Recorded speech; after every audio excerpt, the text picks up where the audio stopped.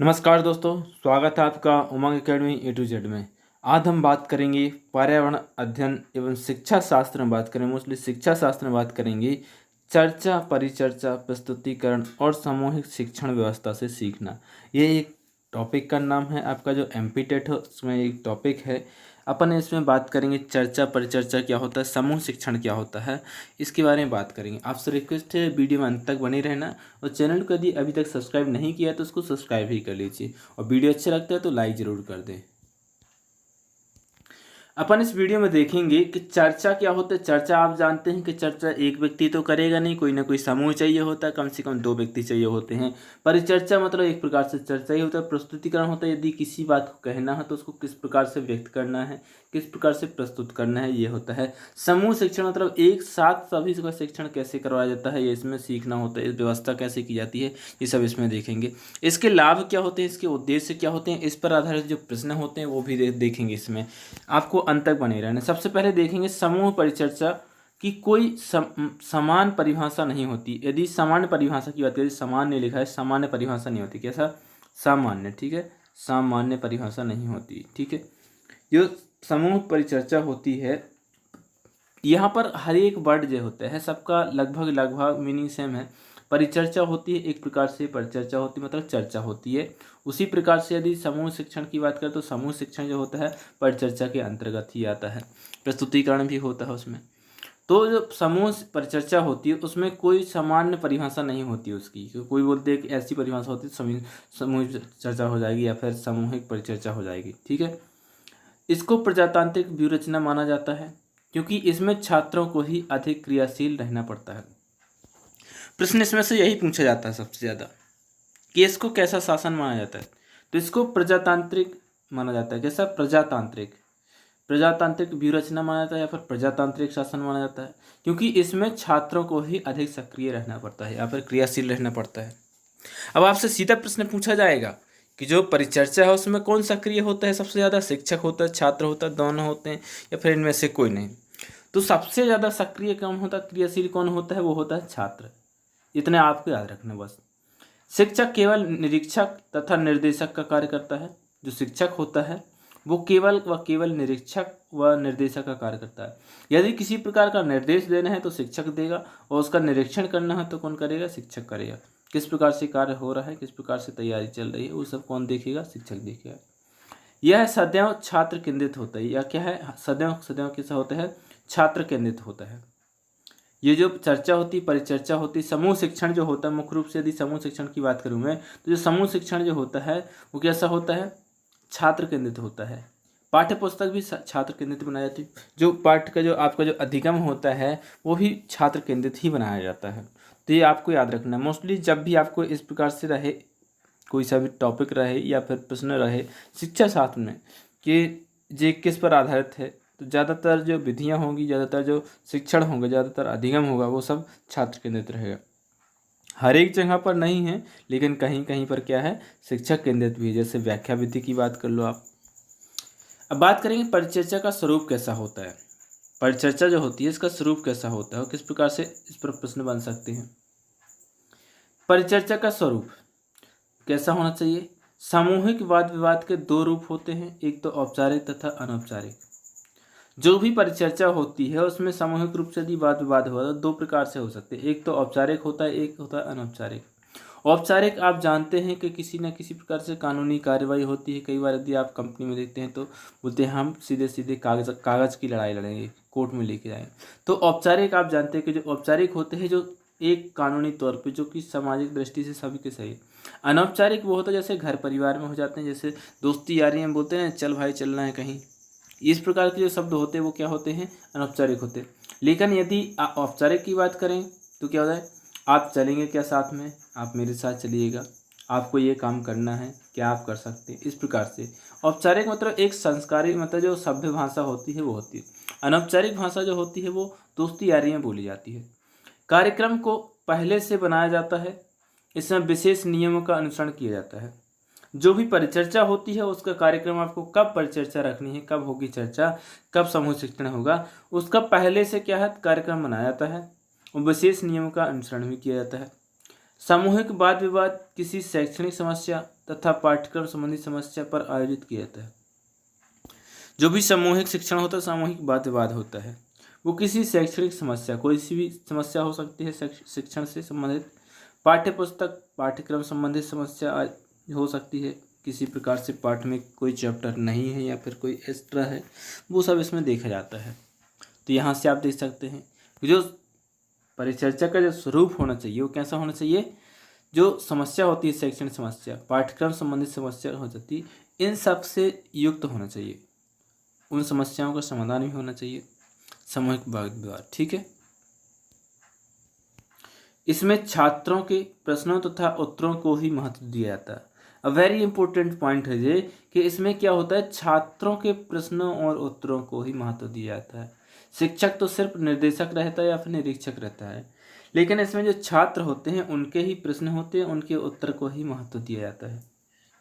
छात्रों द्वारा व्यवस्था करने पर उन्हें नेता का चयन करना पड़ता है जो उसका कार्य बनाता है या फिर उस कार्य को पूर्ण करता है। जब भी आप इस प्रकार से देखेंगे व्यवस्था करने की, तो वहाँ पर कोई ना कोई व्यक्ति एक क्या होता है, नेता बना दिया जाता है उसको कि आपको ये जिम्मेदारी दी जाती है।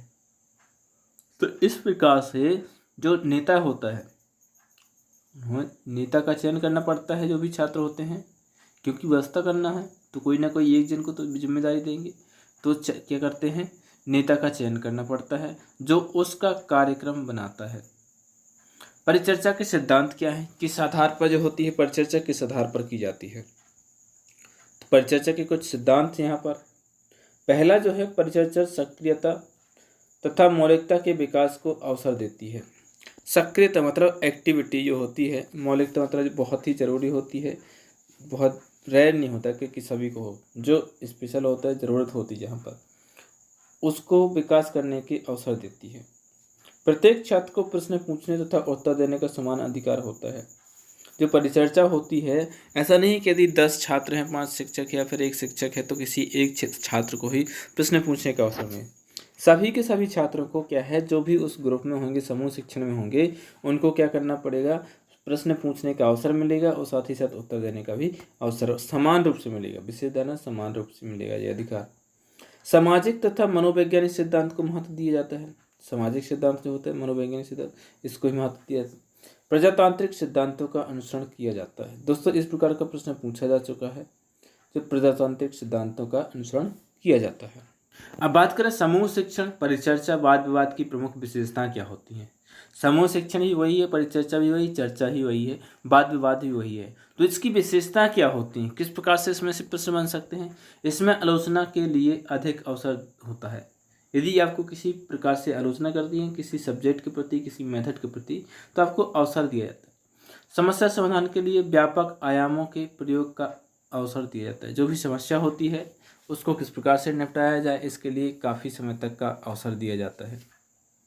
जो छात्र समस्या समाधान तथा अपने निर्णय लेने में कमज़ोर होते हैं, उनके लिए अधिक उपयोगी होती है।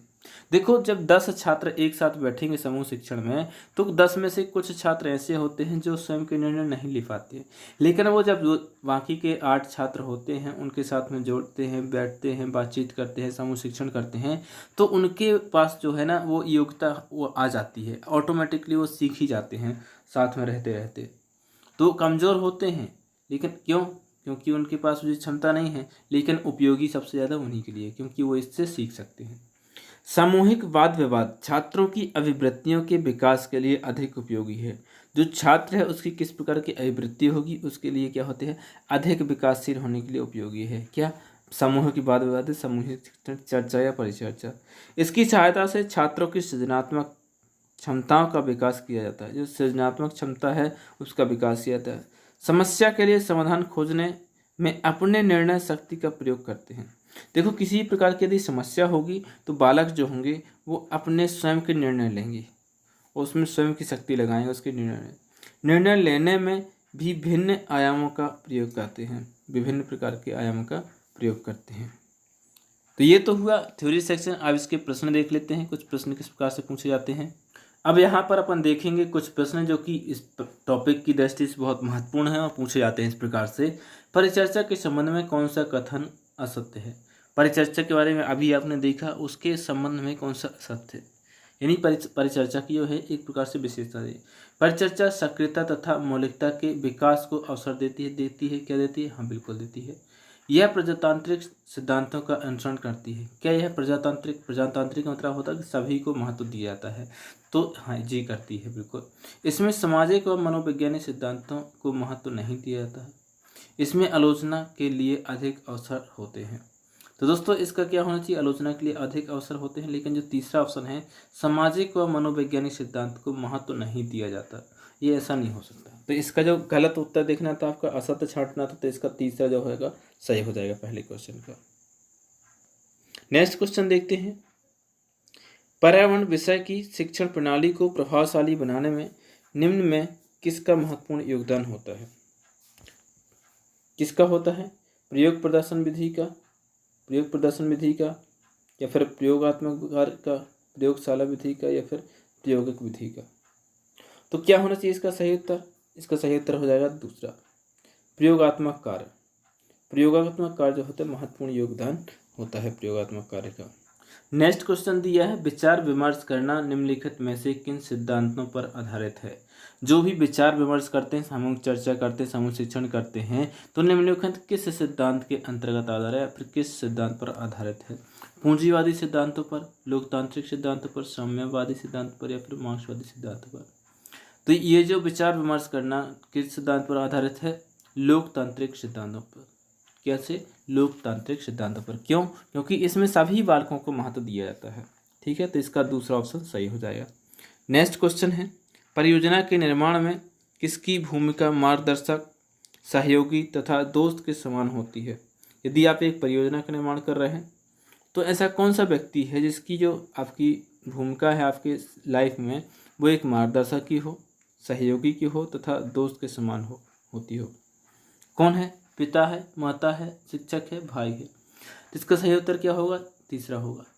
शिक्षक एक ऐसा व्यक्ति है जिसकी भूमिका जो होती है मार्गदर्शन में होती है, सहयोगी में होती है और दोस्त के समान होती है। नेक्स्ट क्वेश्चन है, निम्नलिखित में से किस दार्शनिक ने सर्वप्रथम शिक्षा के क्षेत्र में क्रियाकलाप का विचार प्रस्तुत किया? ऐसे कौन से दार्शनिक हैं जिन्होंने शिक्षा के क्षेत्र में सबसे पहले क्रियाकलाप का विचार प्रस्तुत किया था? कौन है? अरस्तु, स्पेंसर, प्लेटो, या फिर रूसो?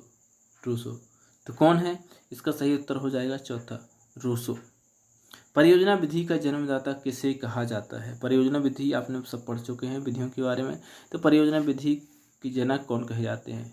तो इसकी ट्रिक ये है कि परियोजना विधि जब आपको परियोजना चालू करनी होगी तो सबसे पहले आप क्या करेंगे, वहाँ से पत्थरगड्डी करते हैं। पत्थरगड्डी का मतलब होता है जब आप किसी भी जगह को नापते हैं तो वहाँ कुछ गड़ा देते हैं, ठोक देते हैं। जैसे पत्थर ठोक देते हैं, कोई कील ठोक देते हैं, या फिर खंबा लगा देते हैं सीमेंट का, तो क्या होते हैं वहाँ से परियोजना शुरू, मतलब एक प्रकार से कार्य शुरू करना है आपको। परियोजना मतलब एक प्रकार से कार्य होता है, तो कार्य शुरू करते हैं। तो कार्य शुरू करते ठोक देते हैं। ठीक है, किलपैट्रिक क्या है? किलपैट्रिक इसका सही उत्तर हो जाएगा। स्पेंसर नहीं है, आर्मस्ट्रांग नहीं है, जॉर्डी। यदि ह्यूरिस्टिक विधि की बात करें तो आर्मस्ट्रांग इसका हो जाएगा। ठीक है, किलपैट्रिक, कील ठोक दी। क्या करना है, जब भी आप परियोजना शुरू करें तो सबसे पहले आप एक कील ठोक दो। क्या करना है? कील ठोक दो, मतलब किलपैट्रिक। ठीक है, तो इस प्रकार से आपको याद रखना है। आई होप वीडियो अच्छा लगा होगा। मिलते हैं एक नेक्स्ट वीडियो में, तब तक के लिए नमस्कार। Thanks for watching.